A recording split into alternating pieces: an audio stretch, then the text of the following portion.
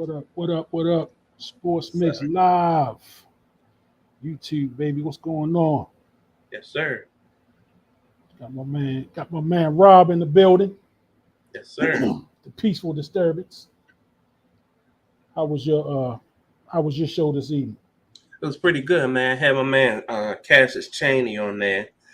Good dude, man. Solid dude. Gives a lot of great insight on the boxing game.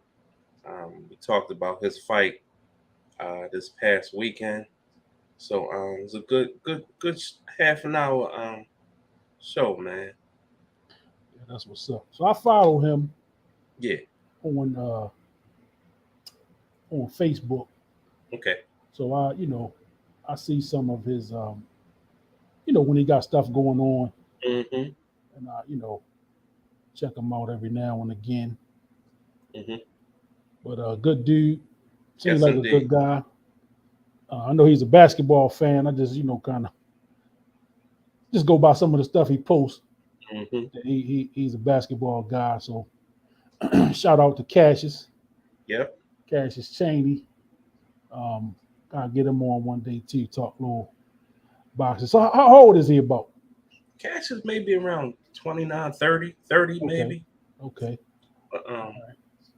So did he good. did he start young or is he late to the They game? started late because he played basketball, but he transitioned to football. I mean to boxing because he's athletic. Excuse me, Yeah, he's an athletic guy. So yeah, he's done great. that's what's up, man. Trying to get my sound right. Yeah, Okay. you good. We can hear you. So definitely shout out to Cassius Chaney again.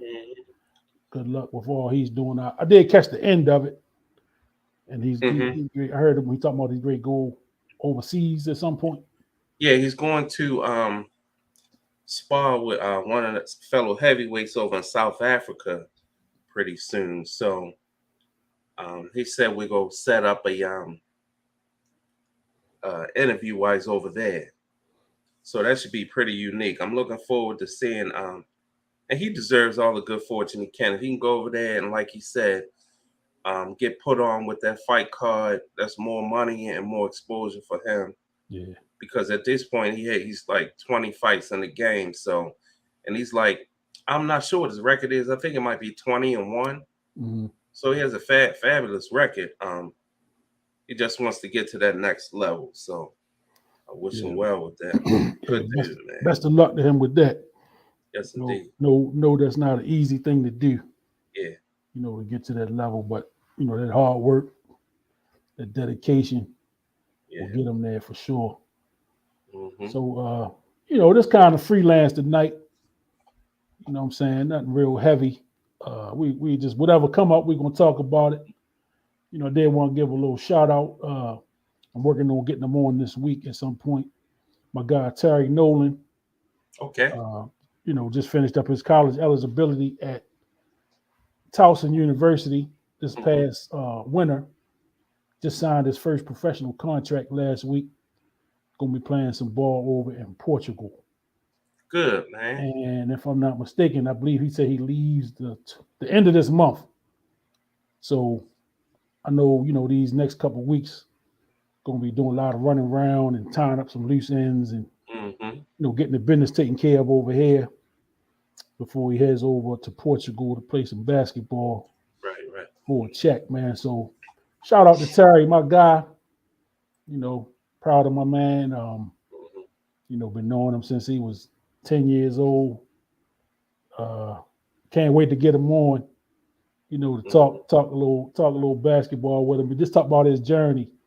Yeah. Uh, definitely, from knowing the beginning, how he started and uh, just the route that he took to get where he's at to Right. this point. Just Hmm. the college, he went through some stuff in college. Moved around a little bit, um, but it all worked out. Because he gonna get an opportunity to play for a check. Hmm. And that's something that all of us at some point that play any sport we dream about. being on that stage and being able to play in front of the big crowd and live that professional dream. That's right. So proud of my man and definitely wanted to give him a shout out. And we're definitely working on that interview. Good, To put him man. up on here for this week. So I know he's busy.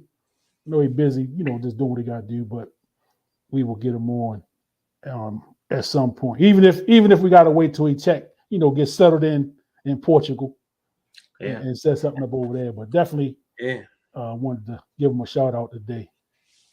Better brush up on that Rosetta Stone. Get that Portuguese up in them. Hey, and I need to get some stamps on my my what do you call the thing? My damn, what do you call the damn thing? The when you travel out of the country, my passport. Boy, your passport. Yeah, I'm get some stamps on it. Yeah, I need some stamps on there. So that might not be a bad place. Oh, yeah, man. At some point to go visit. Yeah. That's true. Right.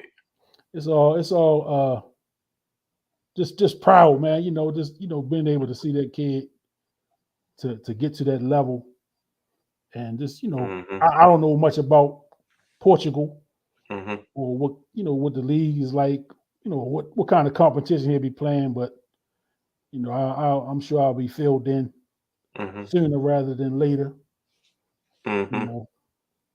Just good news, man. It's just a good time. Proud of my guy. Oh yeah. Also, wanted to give a congratulations, I guess, on a job well done, career. One of the greatest, if not the greatest, female tennis player.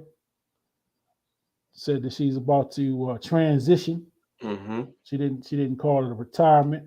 She's transitioning from, I guess, an active tour member to want to get more involved with her family. I guess she may want to have more kids. I guess that's kind of how I read that when she said she wanted to grow her family. So that's usually what that means. But shout out to Serena Williams. Serena and her sister, and we talked about the movie a couple of months ago on the Sports Mix. We talked about King Richard and just the impact not only that he had, but that those two girls had, man, from coming from where they came from, Compton, California, and I know you've been to Compton, or you've been to LA, you've been out there, so kind of what they come from. Tough place, man. Tough place. Just tough circumstances that they had to get through to even just the practice. Just and the determination, not only on their part, but their dad. Richard, man, was determined. He had a plan, and I mean, I say the plan worked pretty goddamn well. If I say so, I think Richard did a damn good job. Yeah. And Serena had a hell of a career. Oh yeah. One hell of a career, man. She was must see TV. She was. I mean, early to mid 2000s, she was pretty unbeatable. She was pretty unstoppable. She had I guess you call it, what they call it, the Serena Slam, when she had all the cups at one time, the four majors. So she just had a hell of a career. She's winding it up. I think has the U.S. Open started yet? No. So I know it's usually around Labor Day when it so it's probably in the next week or so they'll be jumping off. Oh yeah. So I would encourage people, when you get a chance, to check out some Serena. These come be the last few times that we get to see her. Oh yeah. Playing at this level, competing at this level, man. So pretty awesome to be able to see some of these careers, from start to finish. Yeah. just in our lifetime. I mean, we were on the same age, Mm-hmm. and just think about, we both were sports crazed as kids, That's right. That's as right. little kids, man. So think of all the great careers we got to witness, Yep. start to finish. The ones we saw from the beginning. That's true. Magic Johnson in basketball, Michael Jordan, LeBron, Kobe. It's crazy Mm-hmm. that them guys, Kobe played 20 years. Like, Magic played what, 15, 14 Yeah. years. LeBron is in 19, year 19. Yeah. Barry Sanders in football, Deion Sanders. You know, all these great players, man, that we had opportunity to watch. This play the games that we all love at such a high level, you know, such a high level. That's the thing I think as a sports fan that keep me locked in every week. Mm-hmm. With just watching the games because I know something else we talked about too. The business of sports could turn a lot of people away. Mm-hmm. If you get caught up in the business Mm-hmm. and people's money and teams moving from city to city and Mm-hmm. all of the stuff that go behind the scenes that just don't really contribute to the game. Mm-hmm. When you can just watch the game, and I know you are a sports fan just like me, Mm-hmm.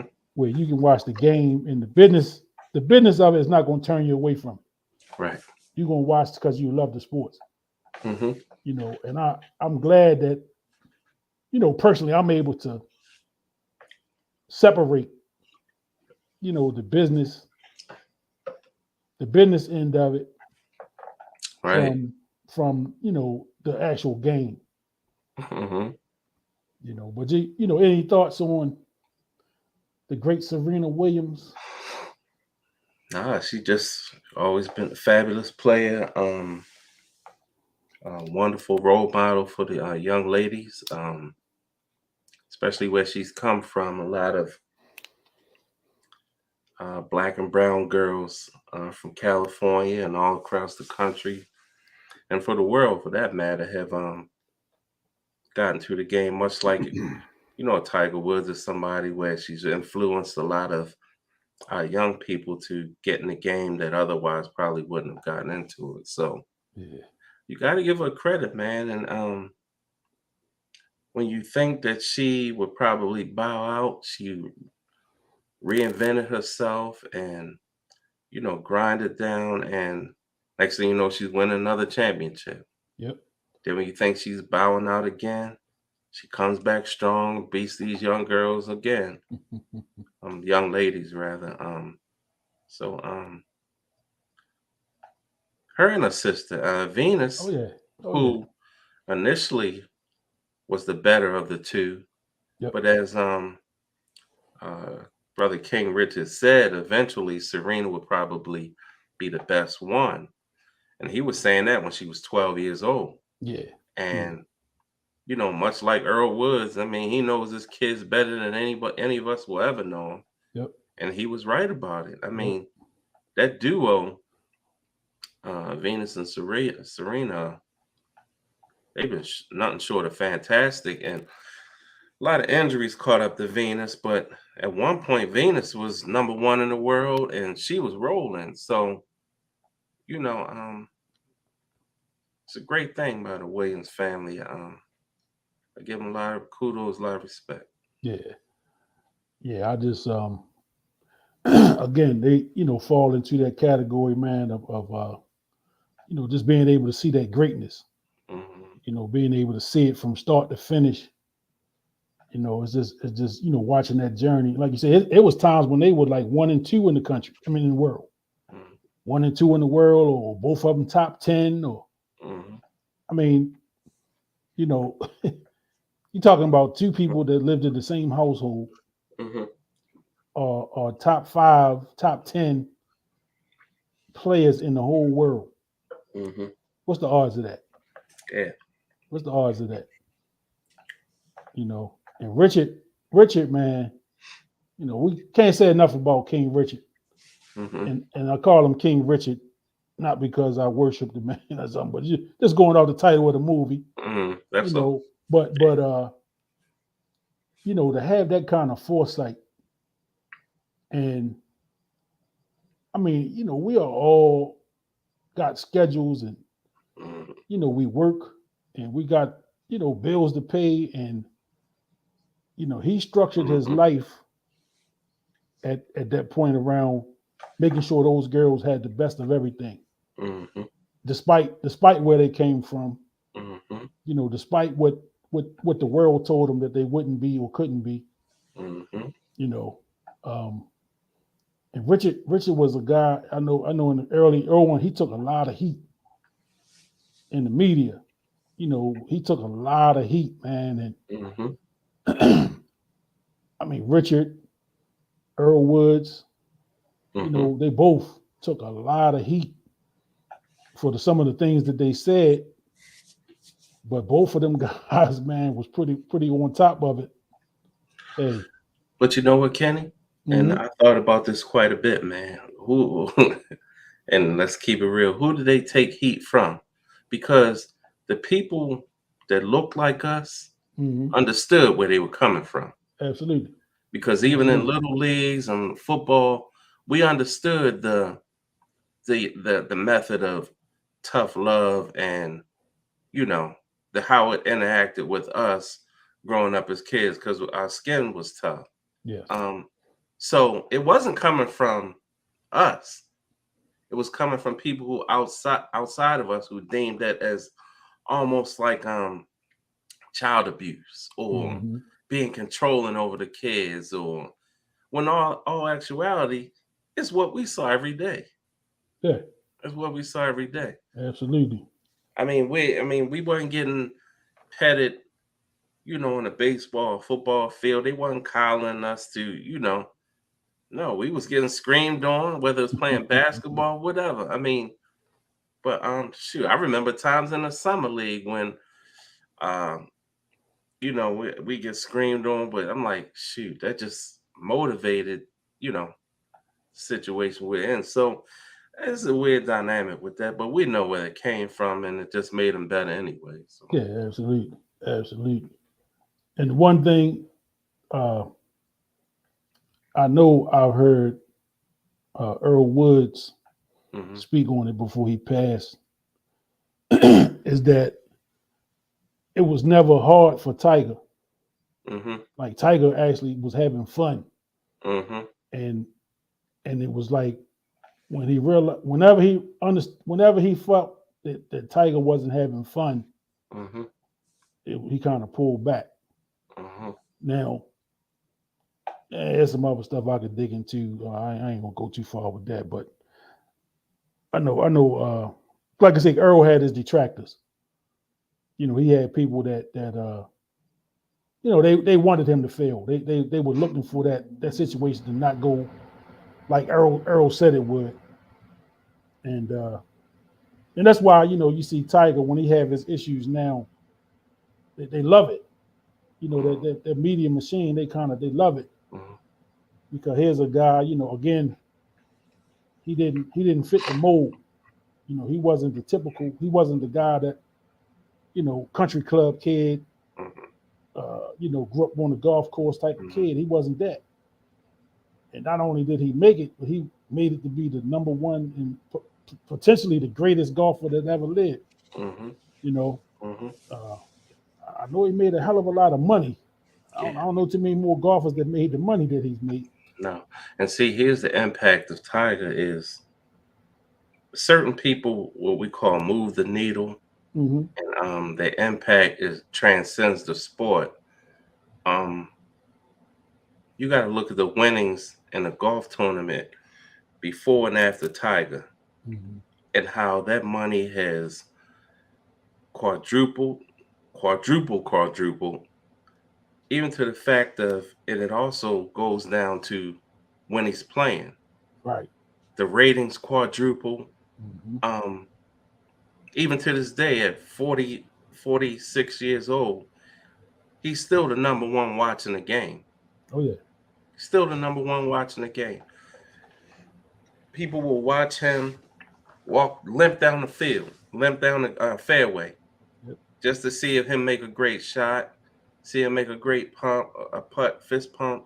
The guy moves the needle, and in my opinion, and he's the greatest of all time. And that's on and off the course. So yeah, I wouldn't debate that too much. He got me watching, yeah, you know, and I never watched golf. well, he got us playing. Yeah, He got us yeah, playing. I haven't played much, but it definitely got me watching, and I understand the game a lot more. You know, because you know from watching him play and kind of getting the understanding of what things mean. You know, Mm-hmm. because golf was, golf was boring. You know, and that's really because we didn't understand it. Mm-hmm. You know, and it's not golf is not it's not 25,000 people in an arena screaming and Mm-hmm. you know when you see a dunk or you know Mm-hmm. somebody hitting back to back 3-pointers, you know you don't get that kind of reaction. You know, golf is considered the gentleman's sport. You know, got to be quiet until something happens. You know, people Right. make a little noise then, but you know it's real Right. quiet. It's you know quiet on the set. You Mm-hmm. know, even the announcers, you know, I know they're not right there on the course. They you Yeah. think they were right there on hole 18. You know, they Mm-hmm. real talking real low, but I guess that's setting the scene. Yeah. You know, it's kind of helping to set the scene and then Mm-hmm. you know, kind of giving you that feel. Mm-hmm. But yeah, it's just you know, Tiger, and I know he haven't announced retirement yet. I think he's going to go as long as he can, Mm-hmm. as long as he's able to impact the sport and move the needle. Mm-hmm. At least till he's not embarrassing himself out there. And I don't think he's been an embarrassment, No. No. you know, to himself. I mean, No. you know, some people, if you're not winning, Yeah. you know, you losing, I mean, the which is guy not always nearly the case. lost his life and his leg. You Yeah, know, yeah, was leg first and his life. So, yeah, yeah. So, um, you know, but this, you know, to come up in this time, you know, to see the greatness that we have seen, um, even that young man behind me, mm-hmm. you know, we didn't get to see his whole entire run, Mm-hmm. but just to be present, you know, he was a factor in our lives, Mm-hmm. you know, just because, That's right. you know, and he Yeah. was say my first memories of him fighting may have been in a loss to what's my guy's name, Spinks, Mm-hmm. Leon Spinks. I think that's the first time I remember fighting, and I was pretty young at that time too, so Mm-hmm. um, I remember watching both of those fights. You know, he lost the Mm-hmm. first one, won the second one. I remember watching him fight Larry Holmes. Mm-hmm. Uh, but more than that, you know, Ali was he was just a great character.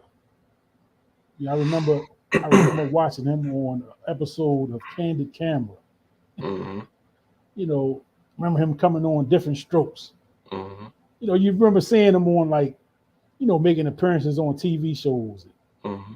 coming on, uh, Mike Douglas or Mm-hmm. Johnny Carson. You know, some of them type of shows That's right. later in his career, probably maybe Right. at the end. Mm-hmm. You know, but just the impact that he had, and then the spokesman he was. Right.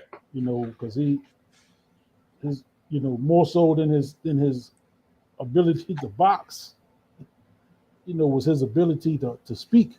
Mm-hmm. You know, and when he spoke, people listened. Yep. But whether they liked what he was saying or not, you know, people stopped and listened to what he had to say. Yep.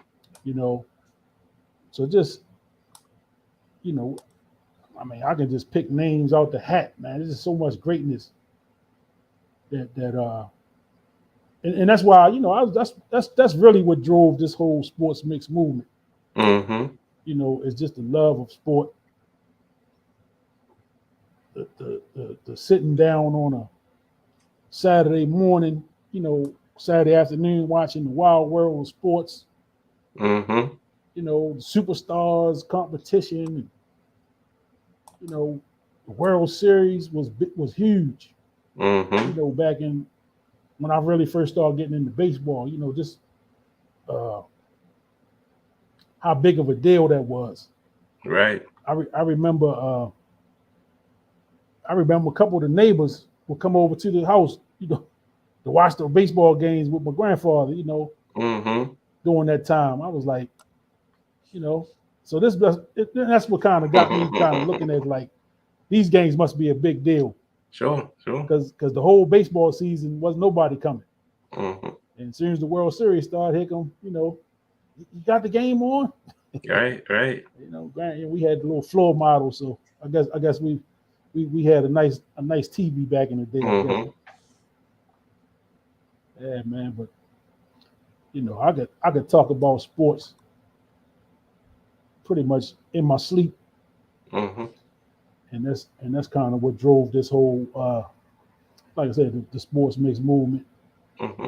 I know you started your platform basically out of the love of Mm-hmm. sport, Mm-hmm. and your platform has changed up a couple times, Mm-hmm.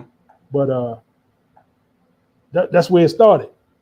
Mm-hmm. It started with sports, boxing, Mm-hmm. and then you dip into a little political, Sure. you know. But Which I still will. oh yeah, yeah, yeah, yeah, yeah, and I think you know it's pretty cool to now have these outlets Mm-hmm. to where we ain't saying we got to be we didn't have to be on ESPN and nothing like that, Mm-hmm. but we got opinions. We feel we Mm-hmm. got uh watch these games, we watch these athletes. Mm-hmm. We know everybody don't get a fair shake Right. all the time. And so we here to kind of give our little 2 cent Mm-hmm. and to speak our piece on the sports stories that's kind of relevant and some not so relevant. You know, Mm-hmm. so you're a Lakers fan. I know you kind of it's rough for you now. You know, with uh with the king out there. Oh goodness gracious. Yeah. So the king just signed a 2 year, 90 something million Yeah. for 2 years, and I saw you wasn't too happy about that. Nah, but you know what? This yeah. I don't I mean, don't get me wrong, the guy's talent is still can play, but I don't think they're addressing the issue that they need to address. And that's the simple fact is you need guys who are going to um, create or take advantage of the intangibles. Mm-hmm. They don't have anybody on that team that's going to play defense. None. Right. That's why the last 10 years, these guys are, you see them in the summertime. See Hoodie Mello not missing a shot. You see Russell Westbrook shooting threes, making everything. And none of them play defense. Right. And you just basically gave a guy $100 million to get you 28, 8-8, but they're gonna give up 125 points a game. Mm. And I just think, it's a reason why when he's on the court, they're minus in the hole as far as point differential. Mm-hmm. And it's just, man, the intangible is gone. It used to be when LeBron was a good defender, but now guys just exploit him. They exploit the fact they don't hustle on defense, they don't switch, they don't move, they don't communicate. And you know, we're gonna see what Darvin Ham does, but I mean, if they're not gonna listen to him and think they know everything like they always think they do, then they're gonna be 30, 32, and 50 again, or whatever it was. I don't know, but yeah, I Well, don't we know. will see. We will see. So I know Man, they made a couple moves, nothing to move the radar. yeah. Um, this off season, and Mm, again, they pay LeBron. You know, I I don't understand. I don't know what the reasoning was. You know, mm, and I don't know what their cap situation is and mm-hmm, how that affects the cap. I know. Oh, Skip Bayless has had a lot to say about it. mm-hmm, Trying to compare him to Tom Brady, and I think that's a little unfair because the Tom Brady stuff get a little bit misconstrued. mm-hmm, Because Tom always signed for money, mm-hmm. but Tom will renegotiate, Sure. so he never gave no money back. He just stretched it out a little bit. I tell you what. Now, you know what? I might slightly disagree because Tom left, in my opinion, he left a lot of money on the table over the years with the Patriots that he could have exploited and got for the max dollar. A lot of times he did spread the contract out or renegotiate, but he also lowered the contracts too. I mean, where he negotiated contracts, say he could have got 35 million a year. Well, he settled on 29 million a year. And then on top of that, he spread it out more Mm-hmm. just to allow them to sign other people. He could have said, "Nah, man, give me 40 million a year, and I want my money half of it guaranteed." And then he didn't do that, and I Yeah, don't know. but I think that too. Some of that part Hmm. is just like all right. If I do that, who you gonna spend the money on? Yeah. Because see, the one thing about them, most of their money is between the three players. Him, Russ, and AD. They gonna be the top three guys. Um, Hmm. and it's not like the Miami situation because when D Wade and Bosh, Hmm. they did kind of take a little bit less to make some stuff happen.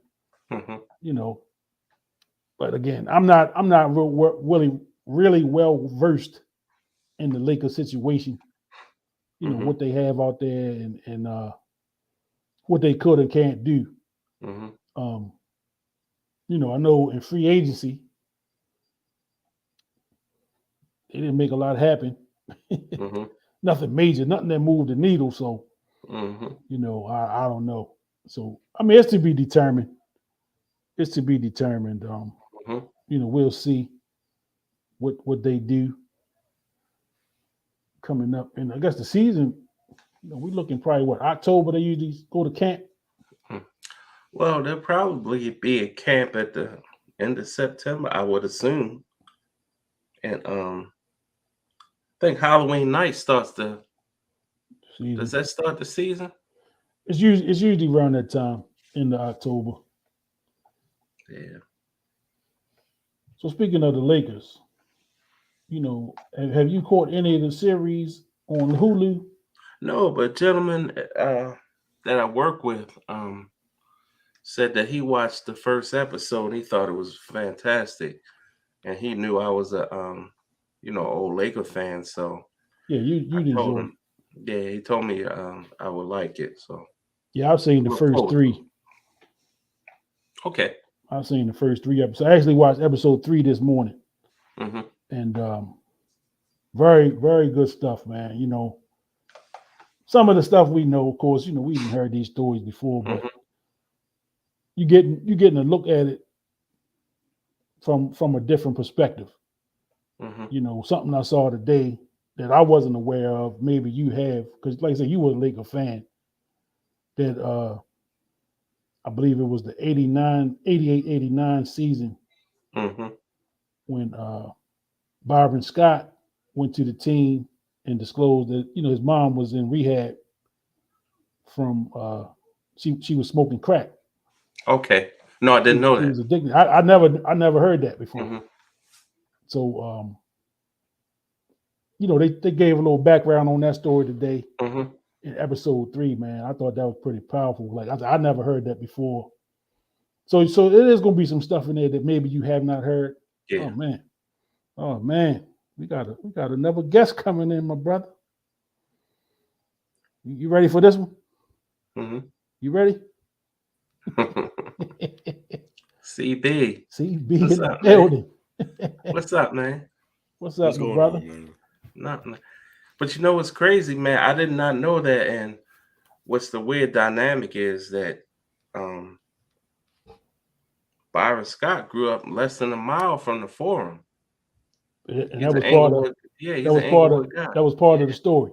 Yeah. So I don't want to give it all up, but definitely you can definitely when you watch it, and then like I say, you being a Laker fan will probably get more out of it. Sure. Than I'm just a basketball fan, but those guys that era of basketball, at least through the first 3 episodes, they talked about the 80s, kind of how they built the Showtime Lakers, and so today, It's the Hulu show you're talking about? yeah. How many episodes? I'm up to episode 3. I saw episode 3. I don't have Hulu. I don't either, but I have my methods. My man. So check that out, man. So I'm assuming it's going to be like one show every week. They're going to do it weekly. Because I tried to see if I could watch them all, but episode 4 didn't even have a release date, a show date. So I'm assuming they do them every week. Mm-hmm. Kind of like the HBO show that they had. Sure. Yeah. Mm-hmm. But it's pretty good so far. So on the on the poster, for the advertisement, they got Kobe Bryant and all them guys on there. So I'm assuming they're gonna go probably up until at least till Kobe, the Kobe last couple championships. Yeah. So it should be a pretty good. They would have to. Yeah, I seen them in the trailer for it. Yeah. Which is one of the things that now you brought it up, and that's what I wanted to talk about real quick. Mm-hmm. And you asked me what was I thinking, and the trial with his wife. His wife. And I'm gonna tell you something, man. As soon as I think humans are disgusting, they take a new low for me. And for them cops to parade them pictures around, and it's almost like for just humiliation and laughter and whatever they're gonna do, whatever they can get. I think it's disgusting, man. And I think she should get $500 million. And I think them people should be fired. And I think they should be known all over the world. Their faces should be put right on, because you don't do that. Not only them, but them other, 8 to 10 people that passed away. Mm-hmm. How you think their families feel, man? Yeah. I mean, it's I think it's rough. It's rough enough on the other families just because because they kind of get lost in it because it was Kobe Bryant that they got killed with. Yeah. So I can imagine sometimes they probably feel like, we lost people in that crash too. Sure. And definitely, with the photos being spread around and for people's entertainment, and that's one of the things, right? With the social media, it can be a little bit much, and I'm starting to feel like the old guy in the room sometimes, because everything is not funny. Everything is not entertaining all the time. Some stuff need to be kind of left alone, or everything don't have to be filmed in a way, But it's the society that we in. Everybody want this instant gratification, or we posting for likes and shares and whatnot. It's definitely shameful, man, that they would come to the crash scene and the first thing they're going to do is to take some photographs. I'm gonna break my phone out. Yeah, break my phone out and share the pictures. That's just crazy. You know what's funny, big fella? I had a similar thought, but it was with a different situation. Mm-hmm. It was more local. where there was some fighting going on. I don't know if it was this past weekend or the previous weekend in Federal Hill. Mhm. And I saw maybe like a 2-minute clip. And, you had a lot of, young people squaring up, fighting and kicking.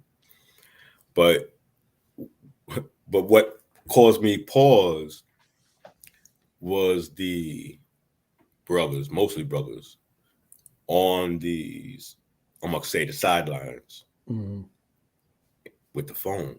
Yes. Did you see that sickening shit? With the phones. And I don't know, like many thoughts came to mind. And I think like one of the first ones was like if you my man and this is going on and I needed to be squashed and you taking out a phone so you can share it or whatever. I'm not talking about to continue it because it was like chaos. Right. But like you have already confined yourself as a spectator, but as a spectator, it's not just so much as a spectator. It has to be with the phone. Right. And I'm going to, I hate to assume, but I'm going to assume for sharing purposes. I can't see if you're going to go through that just for your own personal when you go home and you're watching TV or you have like that break, you're like, okay, let me go see this. No, it's for likes. Yep. Views. To say I think I equated. I think I equated that before. Man, I think we had a serious discussion. I talked about how we saw these old videos of us being lynched, and you see people standing around. A lot of them had smiles on their faces while we hanging on a tree, burnt up or whatever. Same shit. Yep. Except now we contributing to it. Yep. Because we smiling, laughing. It's learned behavior. Oh my goodness. We learn from some pretty interesting folks. CB, what's up, man?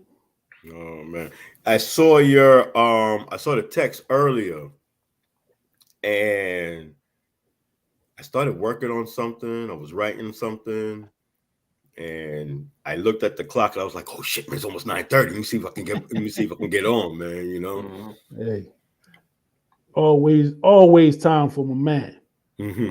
Always time, So me and CB had talked a couple of weeks ago. We had a pretty lengthy conversation. Yeah, man. I really appreciated that. I always think about that conversation, man. That was a pretty deep. Was a deep conveation, man. I love you for that, man. Love you back, man. I didn't realize how long we was on the phone. Right. We went a couple hours, easy, and probably could have went a couple more. No doubt. I guess we got that old age kicked in. I better get some sleep. But we talked about a couple things, man. Some stuff we ain't got to talk about here, of course. But I know CB had talked about wanting to get out and throw some lines out in the water. Do a little fishing. You got serious. And I'm such a rook, man. I'm gonna tell you, I'll be the one in a store looking for a pole and be like, man, I'm gonna be like Fred Flintstone, man. Just give me a stick and I'm just gonna put like some string on that bitch, man. No, but I mean, I'm a rookie too, but I enjoyed going. A couple times that I did go. Maybe I'm we not should get a a charter pro. one time, man. I've never gone. Yeah, I'm not a pro, but I mean, fishing is real relaxing. Especially if you go out, you got a couple of your friends, y'all can chop it, you out there chopping it up, man. That's it, man. Because you're killing, because you got to have some patience to fish. Yeah. You can't go out there thinking as soon as you throw that line in the water, something coming up. Right. So, fishing, you got to have some patience, but if you got a good crew, y'all just out there chopping it up, man. Yeah. Definitely some good time, So, before the weather break, maybe we can all get together. And the thing about it, you get the right boat or charter, they first of all they have the lines already, and then they'll put the bait on for you. You just toss them in, you know. Yeah, so before it get too cold, for the weather break in a couple months, maybe we get the fellas, a couple fellas, man, see if they want to go out. I prefer the fall anyway. I can't do the heat as much as I used to. No, I ain't trying to be out there in that. Yeah, if 90 it's like plus. 50, 60 degrees, that's perfect. I don't want to be out there when it's still. I'm gonna tell you, like over the years, man, I've spoken with many brothers that have gone fishing, and every one of them have said the same thing that you guys have said, man. Just in terms of the how relaxing. And then when I see whatever on TV or whatever, man, I'm like, shit, man, I want to do that, man, because I like the water. I mean, I would go like by a lake and just chill. Yeah, I do the same thing. Me like doing fishing would be like another activity. You know what I'm saying? Because sometimes I see some folk, when I'm like sitting on the bench, because I go to what's that, Piney Run? Yeah, Piney Run and on Liberty Road. Yeah. So and you have some folk over there, and they be fishing, and I just be watching them, and should just be just look cool, man. Come in there, man, with your pole and your fucking your box and shit, man. Like, man, I'm gonna catch me some fish. I'm gonna get me some. You should have be went like out back there. in the day, man. I'm gonna catch me some dinner. Yeah, catch me some fucking dinner. When you was out west, you should have went snorkeling with the sharks out there. Shit, man. Sharks is gonna be on one side. I'm gonna be on the complete opposite, man. I ain't fucking much as I love water, I respect them sharks even more. I like looking at the water. Oh man, that kind of water, the ocean water. I can watch it, watch the waves come in and all that. I don't need to get in it. No. I tell you what, it's nothing like being on a boat and all of a sudden a whale swim past. One of the most beautiful things I ever seen in my life. I haven't had that pleasure yet. Yeah, man, it's beautiful, man. But I have been on a boat fishing. Yeah, my grandparents used to take me. That was one of the. I mean, living with my grandparents. You always want to. That how kids. I want to go. It seemed like they would. It just seemed like an event. I remember they would get up. They would leave in like 2-3 o'clock in the morning. Right. To take that drive down to the Eastern Shore. Right. And so they be out there, out there on the Chesapeake or the Atlantic. I don't know how far we were going. I just, because I was about maybe 12, 11 the last time I went. I probably went about 3-4 times. And the last time I went, I got sick. Oh, damn. They say I was seasick. I probably ate something I probably shouldn't have the day before, and I couldn't. And then the boat rocking. I had to go up underneath the boat and lay down out that sun. Yeah, but man, you out there, and there's nothing but water. You're out there, nothing but water, man, and tough. Oh, he got the bounce. Yeah. I wanted to tell Cheese, I think it was about maybe a week or so ago. I was texting him. We was talking about baseball, and I had asked him if he had seen The Captain, because ever since I've been watching the Derek Jeter like documentary on ESPN, like I've been watching a little bit, and actually on Tuesday nights. I think it's TBS, either TBS or TNT, one of the T channels, and they have a Tuesday night baseball. So like the very first one was like the Yankees and the Mets. I think the second week was the Dodgers and the Giants. The third week, I can't remember. I think it was like the Boston Red Sox and somebody. So it's been pretty. Last week, I missed last week's game. But it's been pretty good. So I've been watching, been paying more attention to baseball. I know yesterday, I was watching it for a little bit, the Orioles, the Sunday night game. They were playing the Red Sox. I think I heard this morning that they won. Yeah, they won. Yeah, And I think that was one out of three they was able to get from the Red Sox. So, I used to watch baseball. That was my first game. Baseball was my first game before basketball, before football. And I was, Mine too. Yeah, when I was a kid. I remember like the Oakland A's. Like that green and yellow, man. That was the shit for me, man. But I think as I got older, I think like maybe like in my 40s or whatever, like the staying through a whole 9-inning game, I'm too busy. I can't. I deal with it, say, postseason. Right. When postseason come, I'm there. World Series, I'm there. Opening day, I'm not. So that the series, is it a series on Derek Jeter or just like one? It's like I want to say like seven or 8 episodes.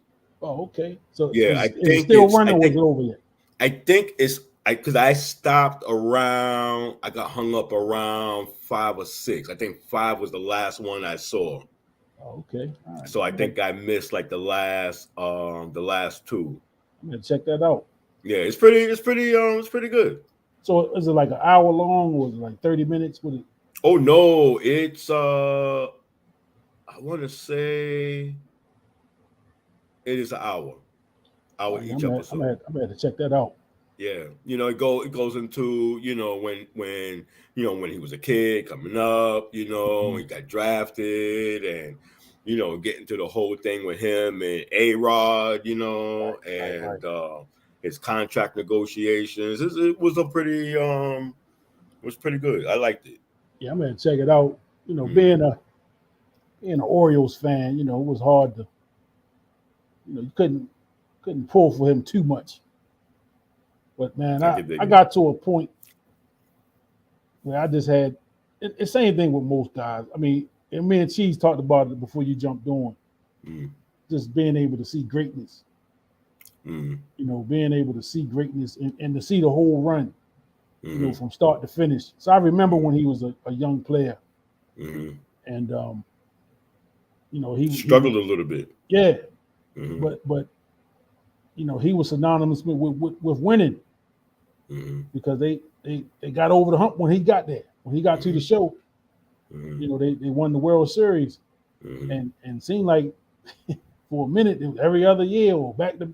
I know what one time they went back to back, wasn't it? Like 90. I know they won in 96. I think it was like 96, 99, right, something like that. 2000, and they lost in 2001. I mean, they Yankees made you sick. Especially an Oriole fan, man. It's like, good, come on, man. But Derek Jeter. I mean, I just respect greatness. And Derek Jeter was a winner. His numbers, he didn't have explosive numbers, but he was solid. But he just, when it was winning time, seemed like his play went. You know what I mean? And he made note of that in. When there was discussion in the comparison to him and A-Rod, he even said, A-Rod got the numbers. Yeah. I can't dispute that. Yeah. But I won. But when it's winning time, that dude was money, man. And I just respect winning. I don't have to like you. I wasn't a Kobe Bryant fan, but I respected him. I came to.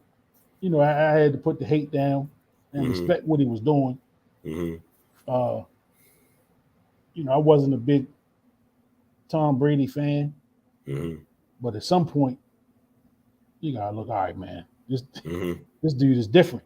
You gotta respect it. Yeah, he's just different. I came late to the party with Brady, real late. Yeah, I think until maybe what year did he win with Tampa Bay?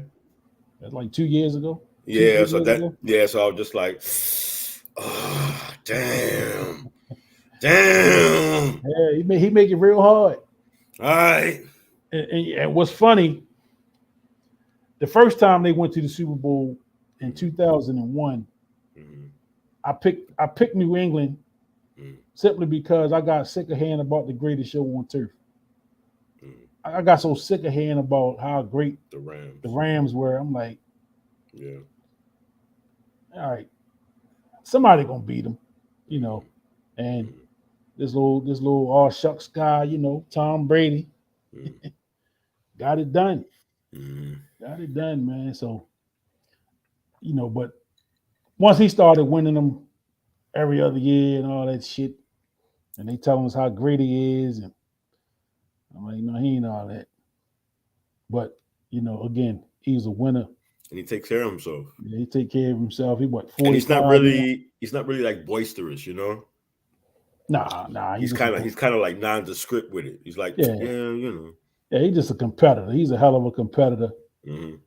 and it's just hard to, because I love sports so much, Mm-hmm. and I'm a nuts and bolts. Like, I like sports. I don't really get caught up in, and like I say, me and Cheese talked about this earlier.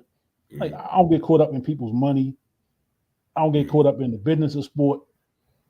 I can separate all of that and watch the game, and watch the game for what the game is. Like, I don't get caught up in that bit, because the business of sport will turn you off.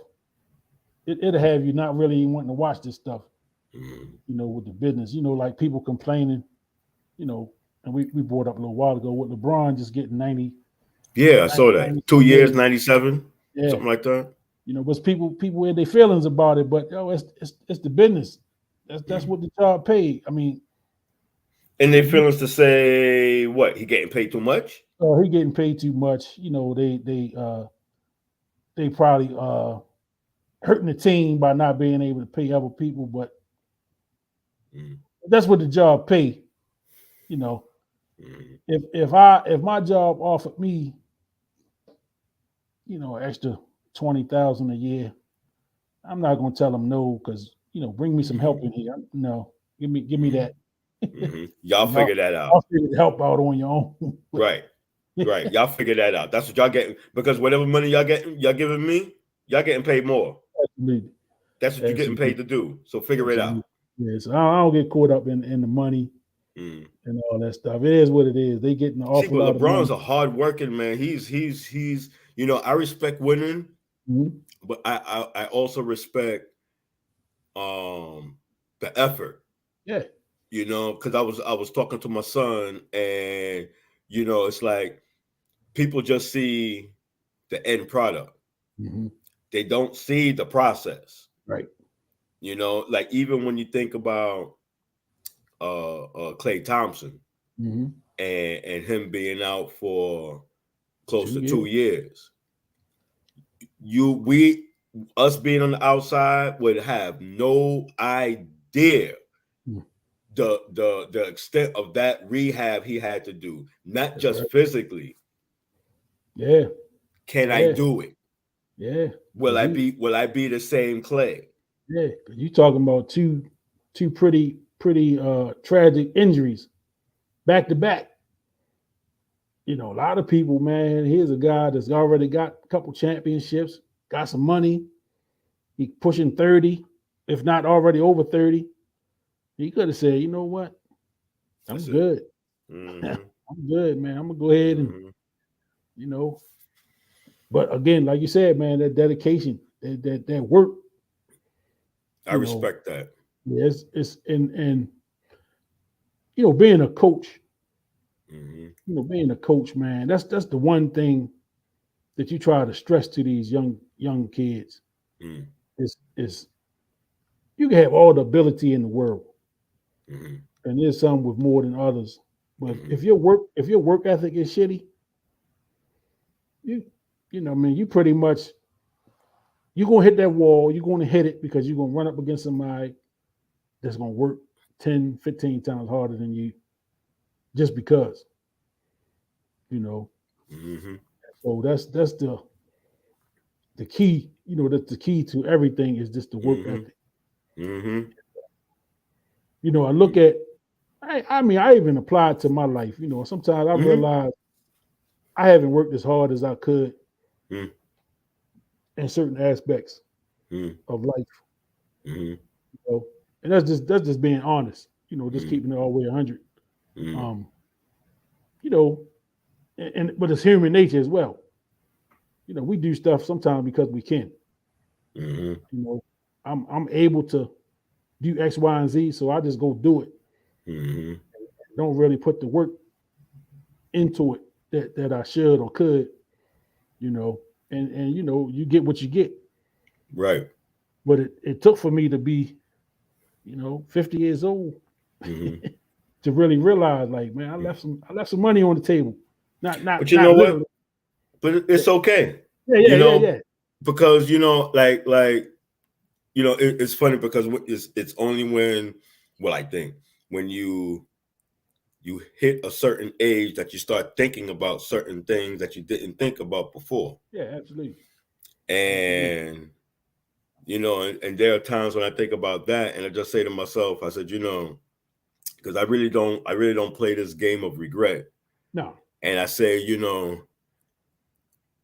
despite just like what you said, recognizing, I could have did this or whatever. Mm-hmm. For me, it's like I would recognize that and say, you know what, I wouldn't change it.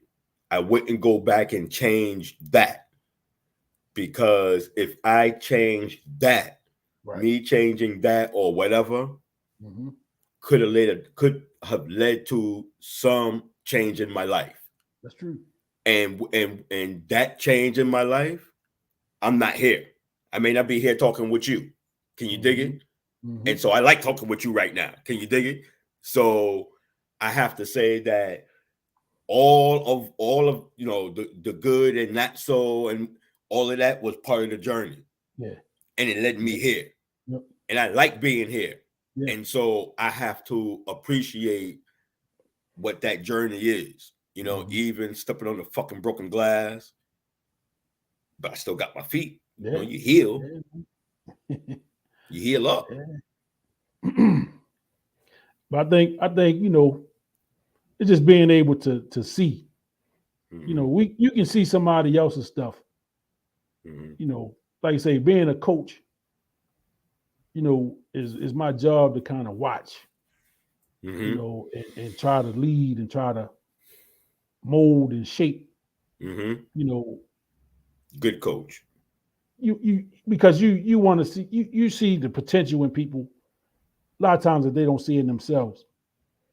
Mm-hmm. And so, like, I've heard coaches, speaking about it, and it's just like, my job to push you to get the most out of you that I can get out of you. Mm-hmm. And sometimes it's about getting stuff out of you that you didn't even know you had in you. Mm-hmm. And I mean, I can think back on some kids that I've had in the gym. One kid in particular, he wasn't even much of a basketball player. Mm-hmm. He was kind of athlete. He was just hang. He was like a kid that hung around the gym. Okay. And his friends played, mm-hmm. so he wanted to play. Mm-hmm. And he wasn't athletic at all. Okay. But I can remember we doing a drill. We doing a defensive slide drill, mm-hmm. and for most time I wouldn't say nothing, because I knew in the back of my mind, I'm like, all right, he's not gonna play in the games no damn way. So I'm not gonna ride him as much as I do the other kids, wanting them to do it the right way and all that stuff. So I kind of let it slide a little bit. So one day I just said, you know what? We'll push his ass today. And he gonna see me a little different. And so we would go You through want to our see how little you're going to routine. respond? Yeah, we go through our little routine, and he standing straight up, just moving his feet, kind of galloping. He ain't sitting in the stands, nothing. So we would go all the way up on one side of the court, jog across, and then come back the other side, and then come back to the baseline here. And so when he went to go the second time, I stopped him. When he got to, so we would go from the corner to the foul line. So once he got to the foul line, I stopped him because he was always the last one in line. I stopped him. Everybody else kept going. So by the time he went from baseline to foul line again, I brought him back. So by the time I brought it back enough, everybody else had been back already. Okay. So now everybody's on the baseline watching them. Right. And I said, you are not going to go until you do this shit the right way. Hmm. You're going to sit your butt down. Mm-hmm. You open your arms up. Mm-hmm. And you're going to slide your feet. Mm-hmm. And He was being lazy. Real lazy. But because I wasn't paying him any attention before, he figured he'd just get at the end of the line. He knew I'm going to get on the other guys. I said, nah, you're going to get it today. And man, it took about good 10 minutes. Okay. It took a good 10 minutes before he did it the right way. But he was so used to just doing it his way. Nobody saying nothing. The team didn't even hold him accountable because they knew he wasn't going to play. But now that I'm getting on him, now they're encouraging him. So now his motivation is a little different. You know what I'm saying? The team come together. Yeah. The team comes together. He was able to do it. He went through the one time the right way. And everybody kind of, cheered him up, congratulated him. But, I noticed, if you pushing somebody to do something, he probably never even thought he could do. Because he was just so used to just doing it the way he was doing it. And it's just let's be little stuff like that, little small victories. And like I said, he didn't play too much basketball beyond that 1 year. If I even think he probably never played again because he went to high school. I know he played high school football, and he was lazy at that too. But lazy. He was a good kid. But he liked to play because his friends played. He just wanted to be social. And I let him come around because he wasn't causing no trouble. So if he was an ass, I'd have kicked his ass out of the gym. But right. He's a good kid. But I just it's that pushing yourself, and it took him, like I said, I don't know how many times we went back and forth. But eventually he got it and he was able to get through the drill.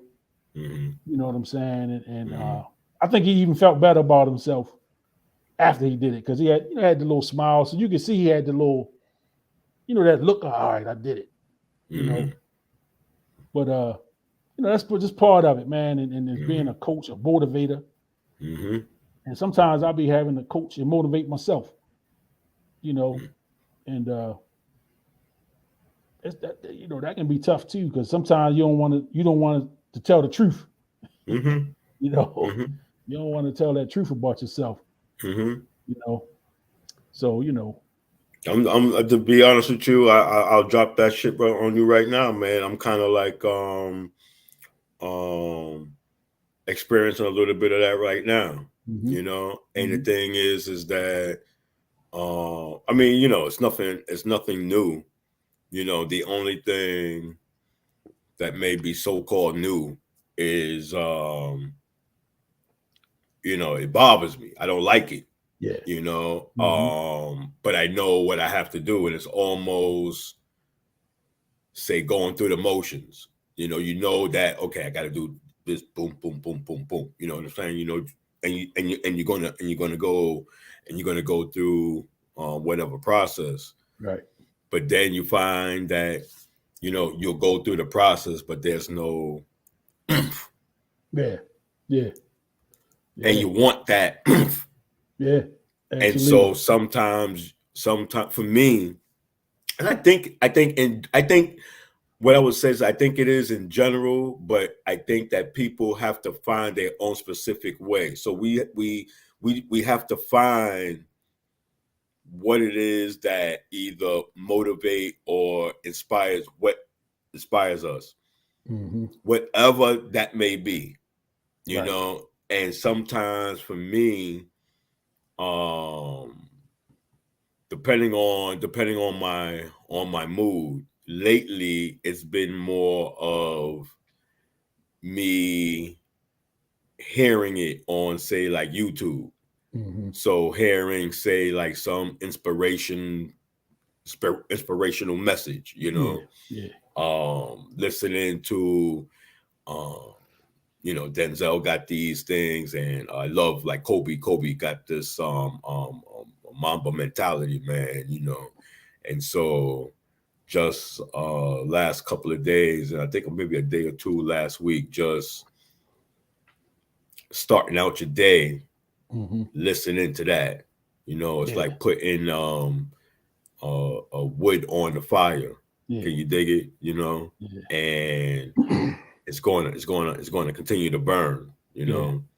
And it was something that I was reading about, and it's funny because I think I've read it about Michael, and I think Kobe, and I want to say there's someone else, but when you read about these athletes, it's not all glory for them. I mean, we talked earlier about the journey it takes for them to get to wherever they are.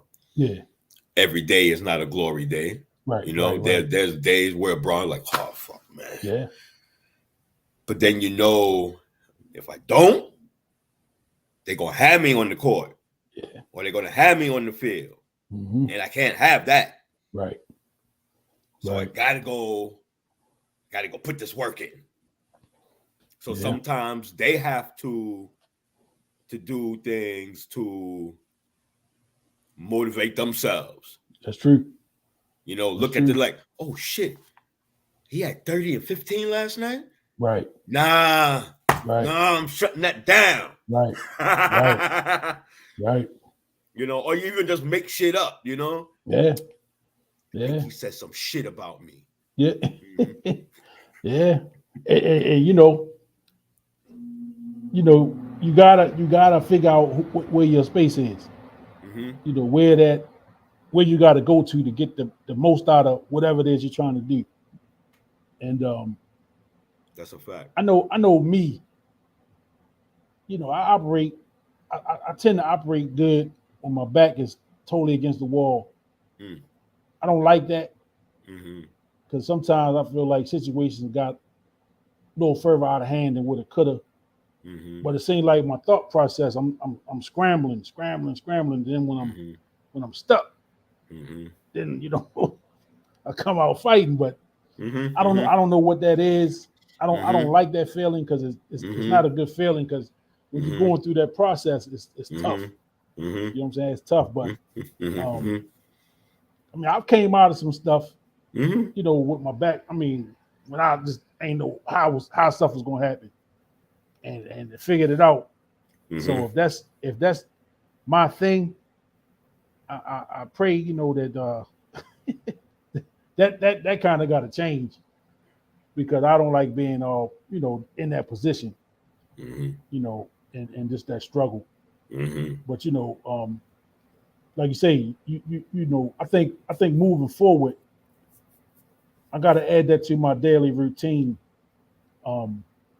Having some kind of motivation in the morning. That's what I'm trying to do. Some kind of affirmations, something in the morning just to get my day going. Where a little push. A little push. Yeah, that little extra. And it's with this sports mix, trying to really grow the platform and try to really do some more things with it. That I need that push. Because I got a lot of thoughts, got a lot of ideas that I'm wrestling with. Yep. Some of them, is just how am I going to bring this to fruition? Some of the things may cost a little money, or just resources that I don't have right at this minute. So it's just a matter of really, understanding. Everything don't have to be. You don't have to figure out everything today. Right. But if you put some work on it every day, a little bit here, a little bit there, and have that positive, the positive mindset. Like you say, having that, whether you're listening to something motivational first thing in the morning, or whether you're reading something, that's motivational in some kind of way. Mm-hmm. You know, whatever it is you got to do. Mm-hmm. I think that's something that we all got to do. Mm-hmm. You know, just keep the juices flowing. Yeah. Because even people that we look at and look at them like, man, they look like they got it all together. Mm-hmm. Well, we know human nature that's just not the case. Everybody don't Mm-hmm. always have it all together. So they got to figure it out. They got to figure it out like the rest of us. They just got more cash. That's all. That's it. You know. So, but yeah, I'm definitely something that I need to add to my daily routine for sure. Mm-hmm. And you know, just to stay motivated. Because sometimes, man, like, you know, you can feel like you got the weight of the world on your shoulders, man.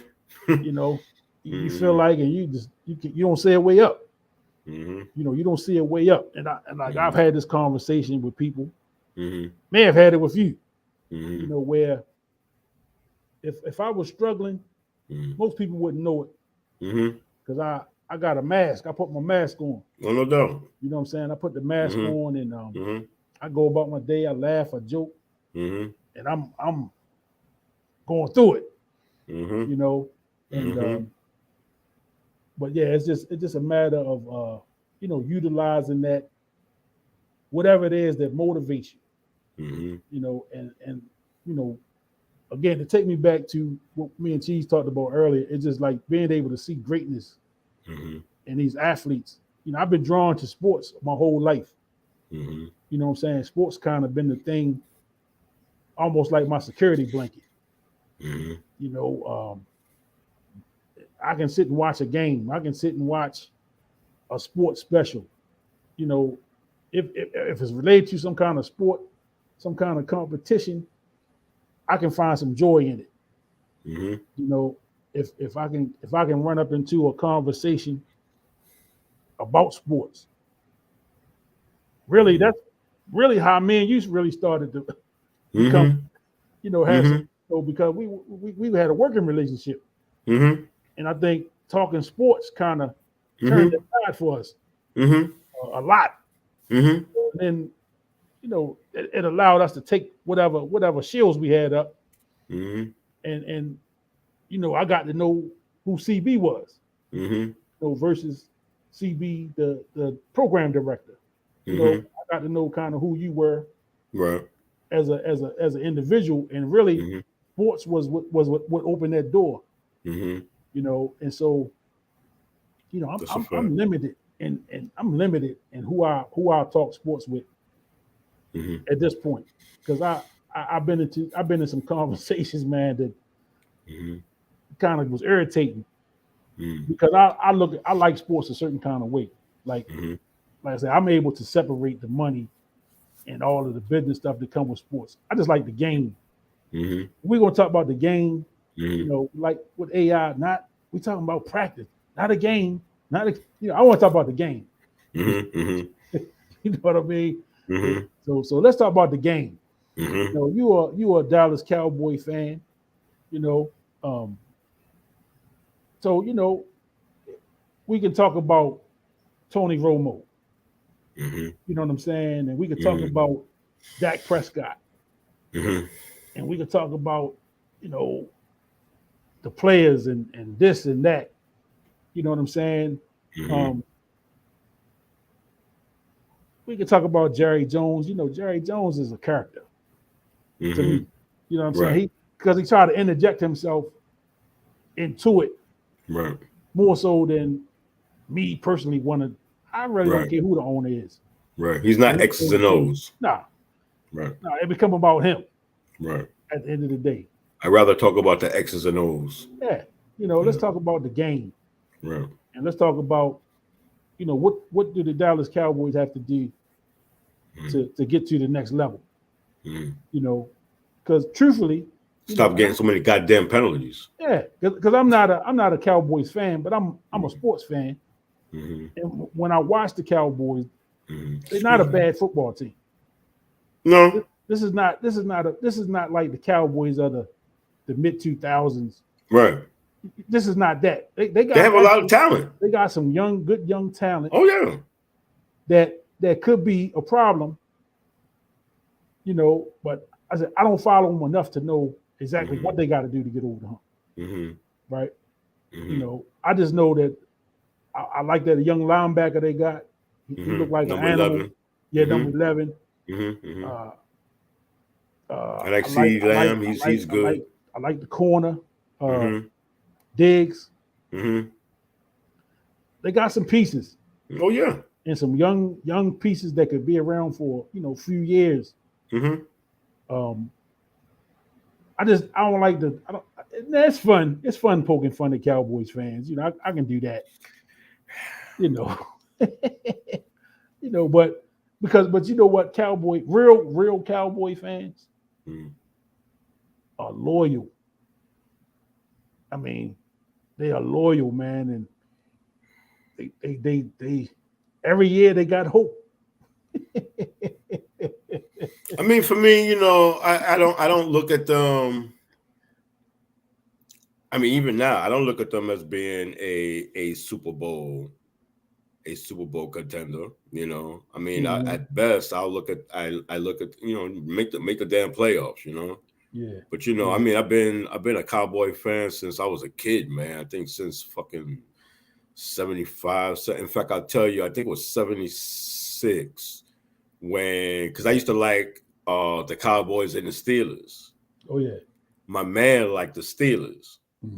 When the Steelers and the Cowboys went to that first Super Bowl where they met, I had to make a decision. Right.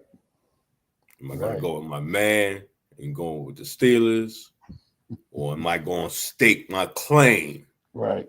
Be a fucking Cowboy. Yeah. Yeah. Well. What's the expression? History speaks for itself, man. Yeah. So I went the Cowboy way. He went the Pittsburgh way, and he never lets me forget it. Yeah. Yeah.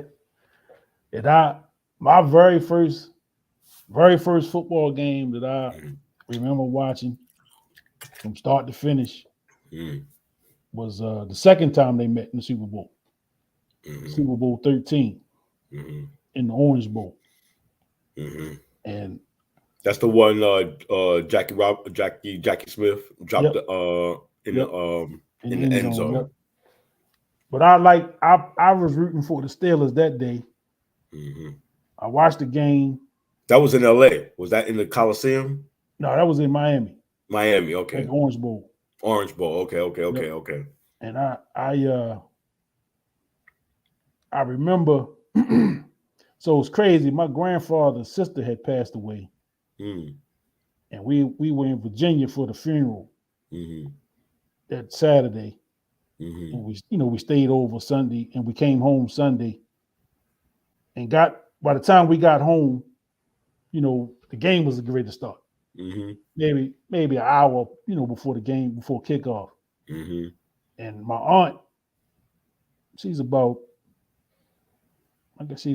11 years older than me. She was. So I was a young kid at the time, so she probably was a teenager. She was a Dallas Cowboy fan, and so she rooted for the Cowboys. So I rooted for the Steelers, just to kind of get up under her skin. And of course, then the Steelers ended up winning, and then they came back and won the following year against the Rams.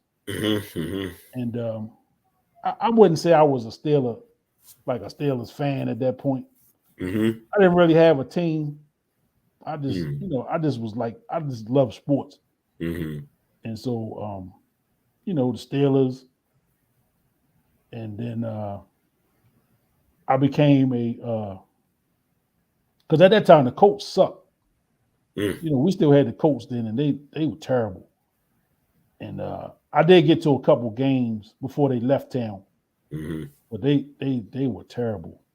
I remember they had a quarterback, I think from Ohio State, Art Schlichter. Yeah, something like that. I remember they had him.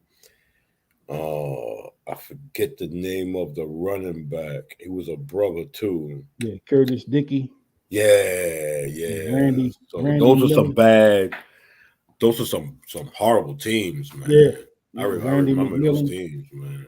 Yeah. Yeah, Because you were in the Eastern because Yep. the Jets, Miami, Jets, Buffalo, Miami. Buffalo, yeah. Yep. So I remember. And I went to see. I believe it was the last year they were here. Mm-hmm. I believe it was that year I went to 2 games. Okay.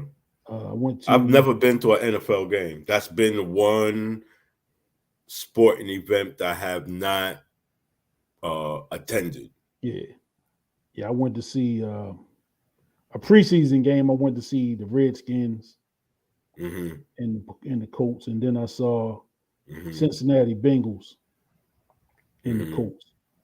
And that's back when Cincinnati had Big Pete Johnson as the running back, and Ken Anderson was the quarterback. I remember Big Pete. Yeah, but that is that the days when the Colts was playing at the Memorial Stadium. Yep. Yeah, that was dirt and grass. Yeah. No AstroTurf. And I my uncle had season tickets. Mm-hmm. So he asked me, I want to go to a game. I want to go, so they took me to the preseason game. Mm-hmm. And the preseason game was, a preseason game. You didn't none of the big name guys played. And right.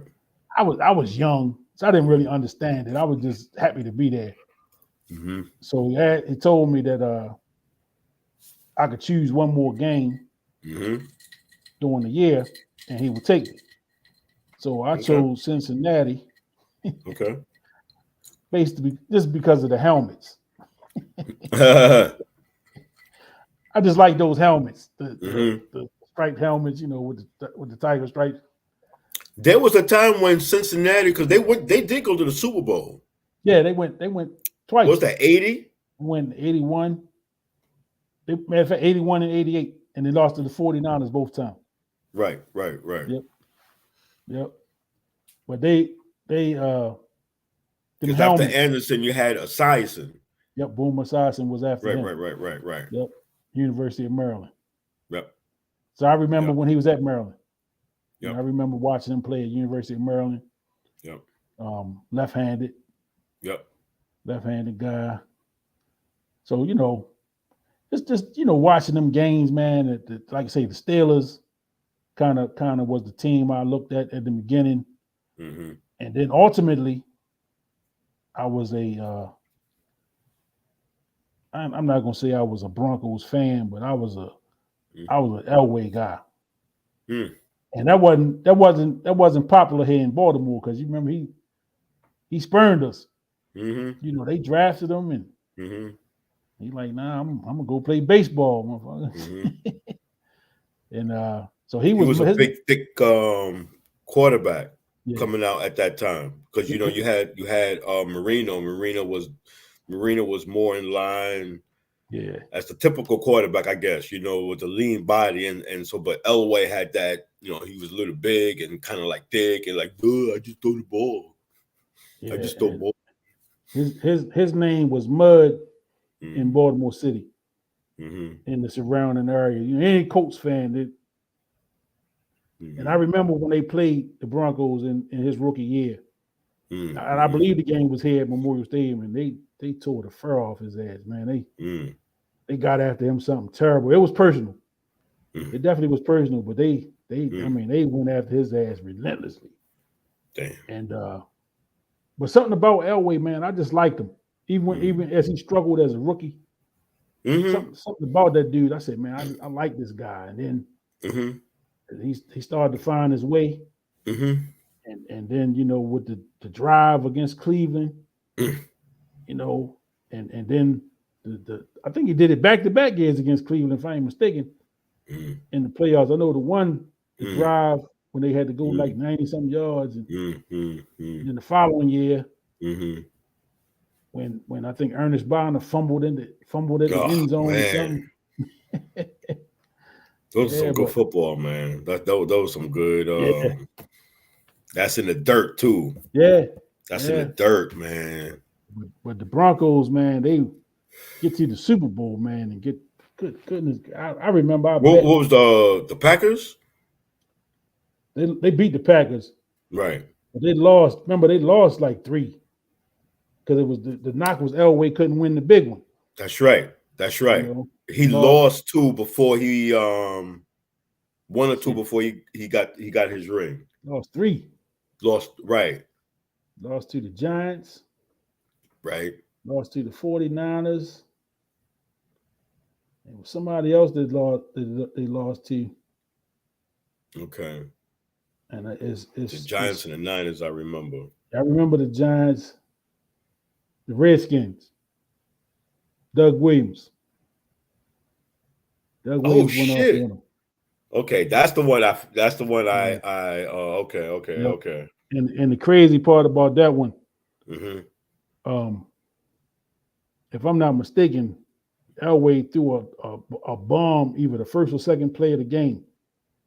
And Broncos went up on the Redskins like 10-0, or and looked like, you know, he might was great to get it. And then Doug Williams had that second quarter. I think he threw 4 touchdowns in the second quarter. Broke them records. And Timmy Smith, you know, had Timmy Smith, the running back nobody ever heard of, ran for like 200 and some yards. And I haven't heard from him since. That was his game, man. I remember. Yeah, and you know, but I was like I said, I was an Elway guy.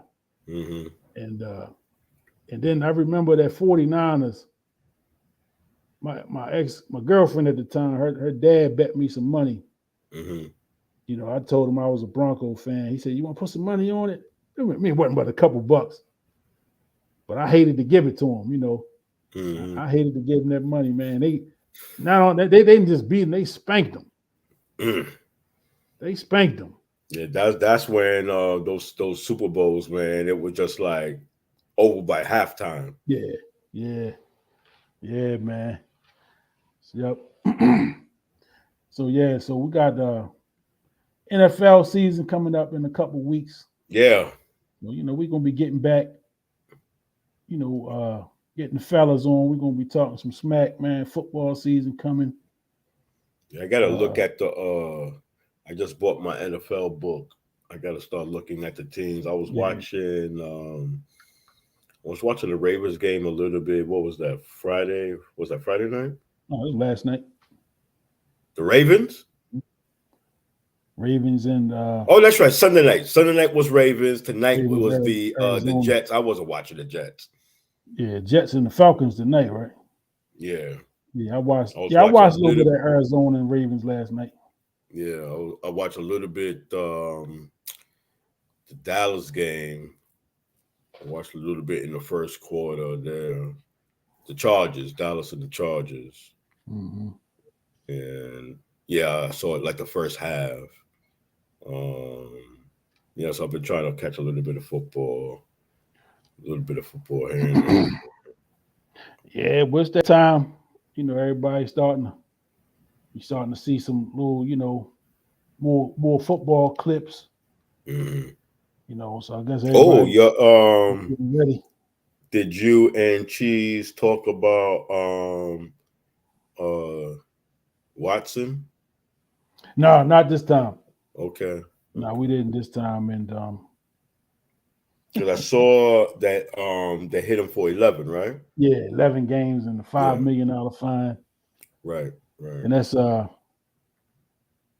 sounds like they kind of like split the difference. Yeah, I just that sounded like a deal, you know, like it was like 1 year was on the I don't know if it was on the table, but that seemed like that was the preferred, you know, route for him to be out for a year versus the 6 games that they already gave him. So it's like, okay, let's. Yeah, I just that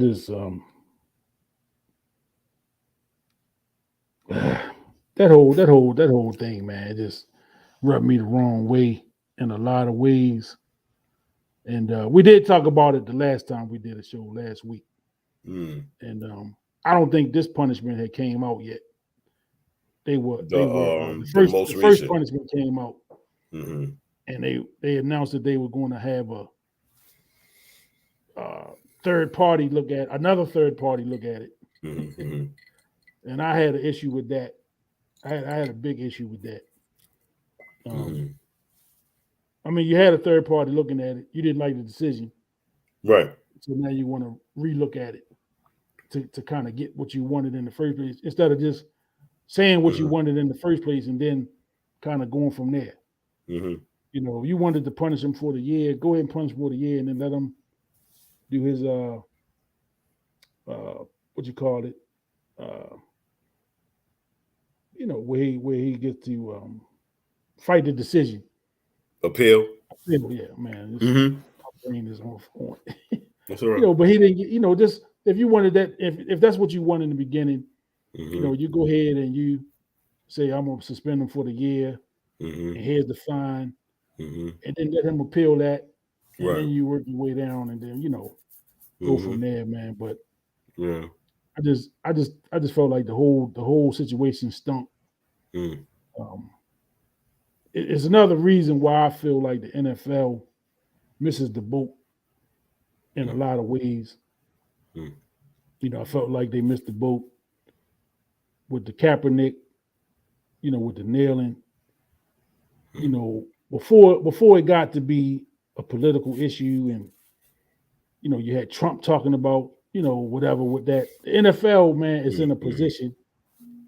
They're in a position of power in this country Mm-hmm. where, you know, if they speak out on some stuff, and it's not always about the money, it's about what's right.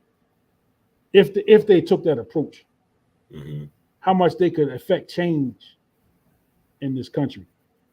You Mm-hmm. know, because at the end of the day, the NFL usually take the approach that 70% of guys that play in this league that's African American, y'all just talent.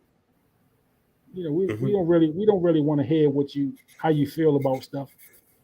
Just go Mm-hmm. play. You Mm-hmm. know, go play. And NFL had an opportunity, I think, early on to kind of do what was right Mm-hmm. far as the people that represent them Mm-hmm. in that shield. But they like most powerful entities, they look at the bottom line. Mm-hmm. And if we take a stance outside of what the money is, we're gonna lose. We stand to lose some money. Mm-hmm. But you know, my opinion on a lot of that stuff is because I love sport. I love the game. I really don't care about the politics. I'm gonna watch the games anyway Mm-hmm. because I like the game. You know what I'm Mm-hmm. saying? So Mm-hmm. them people that say not gonna watch the NFL or they not gonna watch this or they'll find something. They'll be back.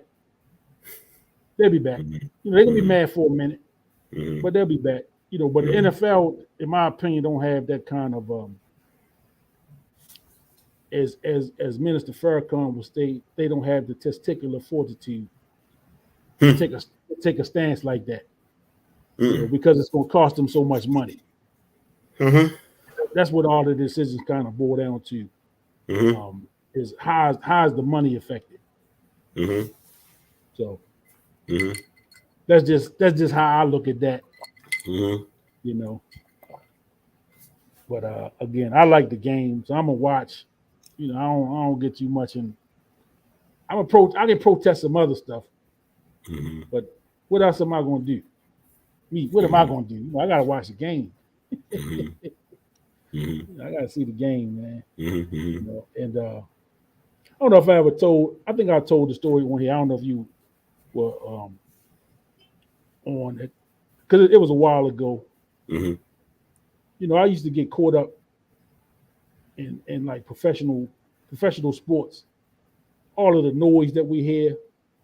You know, when we talk about money and who paying money and who not getting paid, and you know all the little gossipy stuff you used to hear. Mm-hmm. And I remember one time like watching the Ravens game and Mm-hmm. like being so upset, man. I had to used to get the Sunday paper. You remember the Sunday paper used to be real thick. Mm-hmm. And I was sitting there and I had the paper there. And something happened in the game, man. I just took the whole paper Mm-hmm. Mm-hmm. and I was like, something just something don't feel right. Like I feel like I'm off. Mhm. But what got me back? What brought me back center to make me realize why I love sports was I was just driving one day Mhm. about Morgan State, and I noticed there was a little league baseball game going on. Okay. And my younger cousins used to play in that league, but I wasn't sure if they were playing that day or not. I just stopped because I seen some kids playing.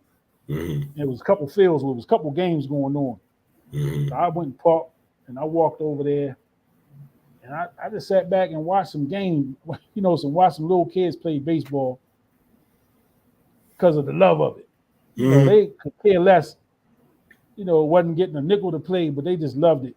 And Mhm. it brought me back. It brought me back to why I love baseball to begin with Mhm. and sports in general, man. It was just like Mhm. love, like, Mhm. and from that day on, I kind of eliminated the noise from sports.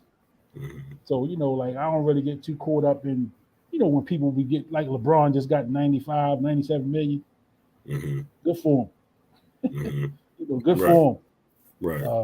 Kyler Murray Deshaun, just got paid too. yeah, Kyler Murray got some. Deshaun Watson got a guaranteed 240. Mhm. Congratulations. Mhm. But that's not, how is that going to affect my life at the end of the day? Mhm. Because I read the blogs, I see the comments, Mhm. and people be really, really upset. Mhm. People be really upset, man, about some of this stuff that don't affect them in no way at all. Right. I don't. I can't. And I I can't. just say I don't want to be that guy. Right. I don't want to be that guy. I don't want to be the guy that I come in the house mad and I got the house in an uproar. And they, well, what's wrong with you, man? Matt Stover missed a field goal that would have won the game. But man, come on, man. You know what I have found, and I think this is part of getting older Mm-hmm. and just seeing things in a different way. Yeah. Like when I see cats like that and they react and respond like that, I'm like, what the fuck is wrong with you? Says more about, if they want to argue with me about, man, what the fuck is LeBron? So, like, Yeah. what did I say about you, man? Yeah. You worried Yeah. about something that, you know what? LeBron wouldn't know you from a fucking blade in a field of grass in a football field, man. He wouldn't even know Nope. you. Nope. Not a care in the world.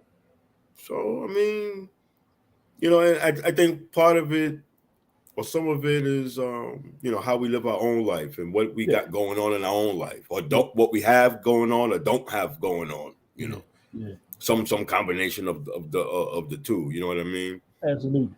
It's like we got to Absolutely. hold on to that,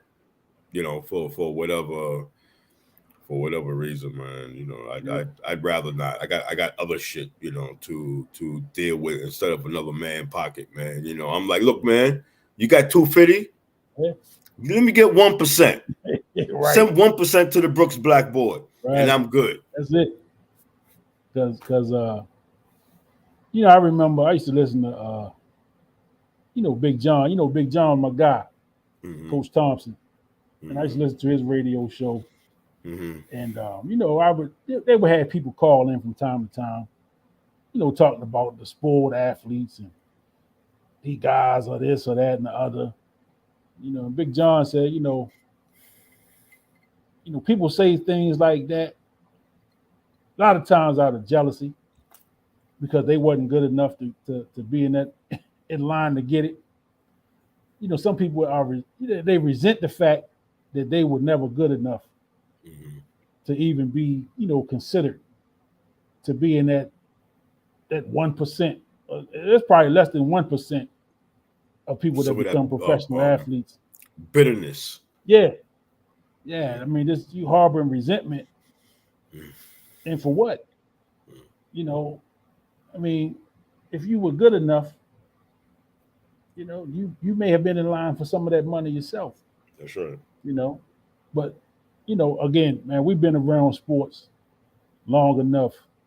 When you were a kid and you play these games, a lot of times as kids, you don't really understand what it takes to get there. You just know that I want to be like that. Mm-hmm. Like when we were kids, the baseball, I was a big baseball guy. So watching, Reggie Jackson in the World Series, or Mm-hmm. the Orioles, Eddie Murray, and Big Ken Red Singleton, them Machine. guys, man. Mm-hmm. Right, Joe Morgan and Pete Rose and Johnny Mm-hmm. Bench and them guys. Like Mm-hmm. you aspired, because even when you were on the little league field, you wanted to act like you were a major leaguer. Mm-hmm. You acted like, you did things that you saw them guys on TV do. Mm-hmm. Like I remember Al Bunbury played center field for the Orioles. Mm-hmm. He used to have like a handkerchief or a rag or something in his back pocket. Mm-hmm. Not all the time, but that's something that stuck out with me. Mm-hmm. And so when he was running down fly balls, you would see that handkerchief. Mm-hmm. So I went into my grandfather's drawer, and he was a handkerchief guy. Mm-hmm. Old school. I grabbed one, stuffed it so nobody see me taking it out the house. Mm-hmm. Mm-hmm. Mm-hmm. And I stuffed it down the back of my baseball pants, so hanging Mm-hmm. out.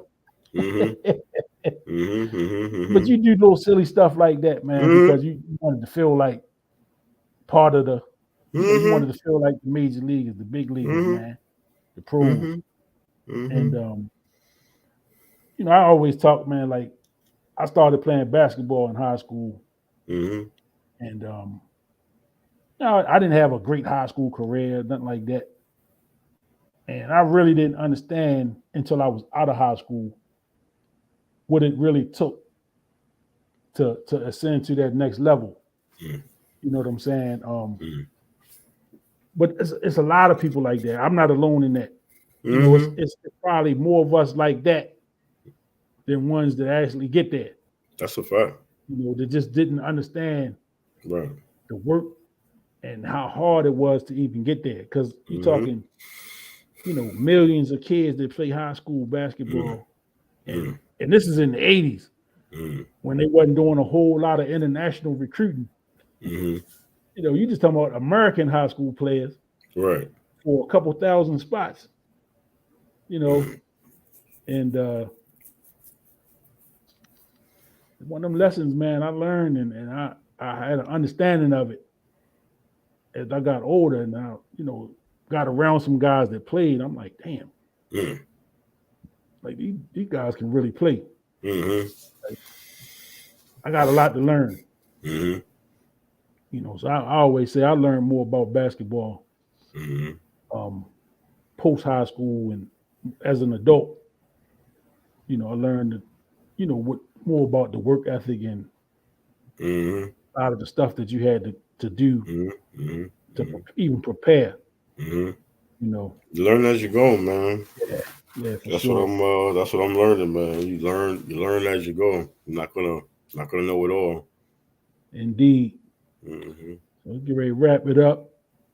Man, because I wanna I got a couple of more things I want to get done, and then it's time for me to pass the fuck out.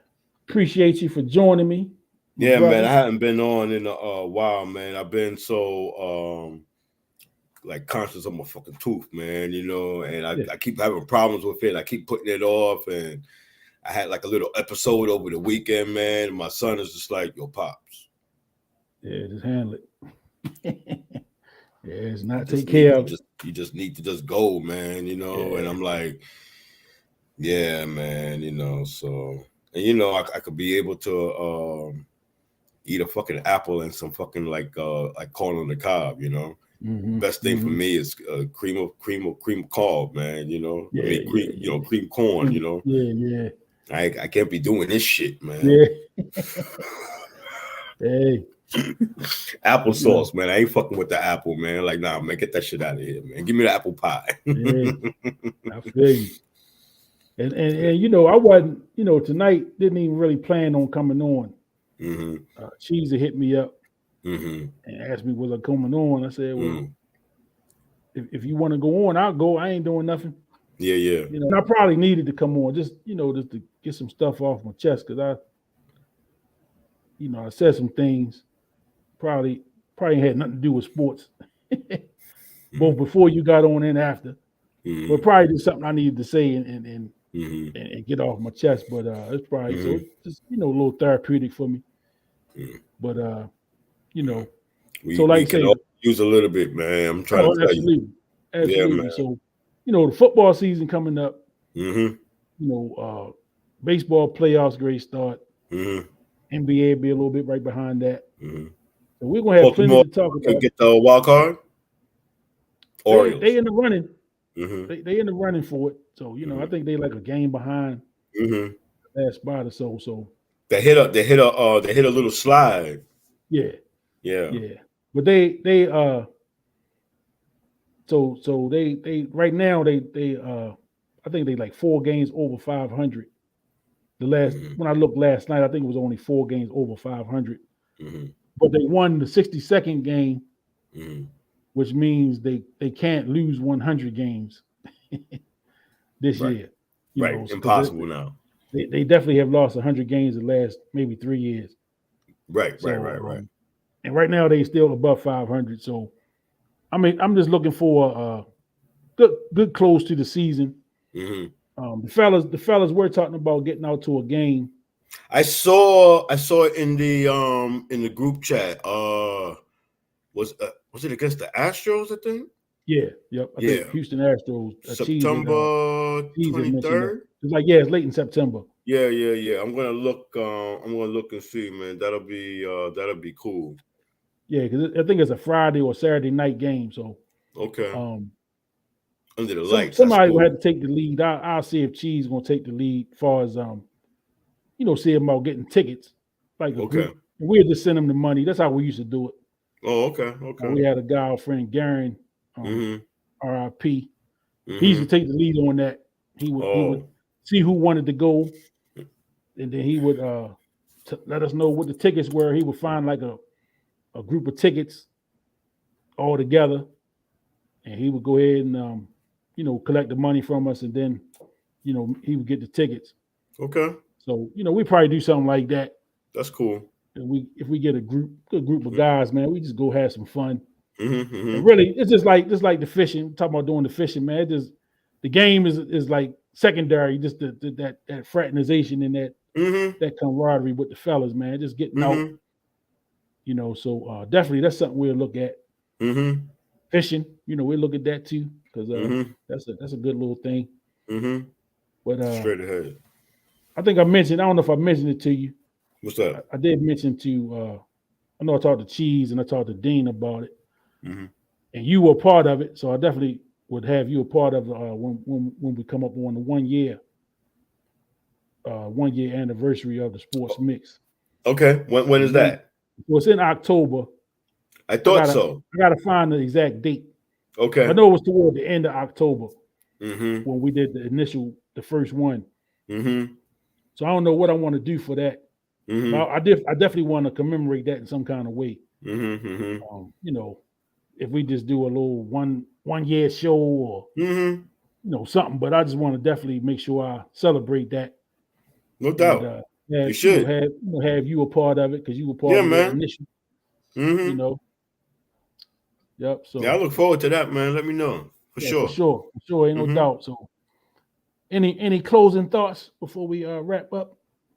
No, man. I wish I would have came on earlier, man, because I'm looking forward for more discussion around sports, man. Because I mean, for me, man, it's like I'm busy, man. So just having like these little discussion around like sports and like sports related topics, man. Because I can only take but like a few minutes of Stephen A. Like when I put his ass on the those like the sand timer. Yeah. That shit like in my head, that shit automatically goes on. And when he is on, that hole just gets a little bit fatter and fatter. I just can't, man. Yeah. I just can't. And because to me, it's like I can see if it was like day one and you have the issue, But damn it, man, it's like I can go at the end of the week and they beating that horse is dead. Yeah. They gonna and beat you're finding like 50 ways, man, to cook this Yeah. chicken, man. Like, damn it, man, fry, bake, broil, man. That's it, man. Keep it simple. Yes. Yeah. Talking about all this fricassee shit, man. Get out of here, man. He definitely have mastered the art of overdoing it. So Definitely. yeah, so I appreciate the because there's like point guards, and I think tomorrow on Netflix they got about the And1 tournament. Oh, okay. Yeah, I saw something on ESPN about that. Yeah, they did a little special on the And1 too. So definitely we're gonna have to chop it up on that point guards. And then that was real good, man. I like that, man. The Lakers series. Mm-hmm. As they have you caught any of that? The Hulu? No, I don't have Hulu, but I was told that I can, because it happened to me before when I wanted to get HBO Max. I can go through my PlayStation and do it like online, so I could do the same thing with Hulu. All right. Because I missed I want to say it was about like a year ago. They had like a series on Wu-Tang.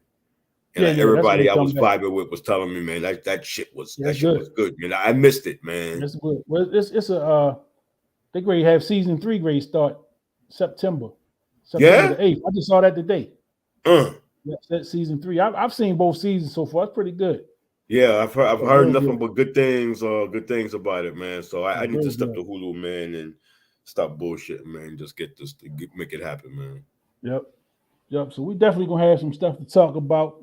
All right. You know, some of these series that's been out, and then like I say, it's football coming. So you know, we're gonna have a lot to talk about. You know, just get the fellas back. You know, everybody's schedule's a little, you know, crazy right now. So we're gonna lock in. I'm gonna figure out a day. We're gonna lock in a day. No doubt. You know, try to do a regular day and time, maybe like a Tuesday or Wednesday or something. Because I ain't trying to compete with Monday Night Football, so. Or a countdown, man. You know, countdown. They got that shit locked down for like 2-3 hours before game time, man. Yeah, so you know, we'll figure it out. We'll work it all out. You always got post game commentary on Tuesday. Oh yeah. So I'm gonna get it all in. I'm gonna figure it out, and you know, look for some big things in year 2 of the sports mix, man. So bigger and better, man. That's it. So my brother, I appreciate you. Yes, sir, my man. Till the next time. Yes, sir, man. Peace, my brother. Good luck to you, man. Love your show. Love your show. Love you. Yes, sir. Peace, brother. Peace, man.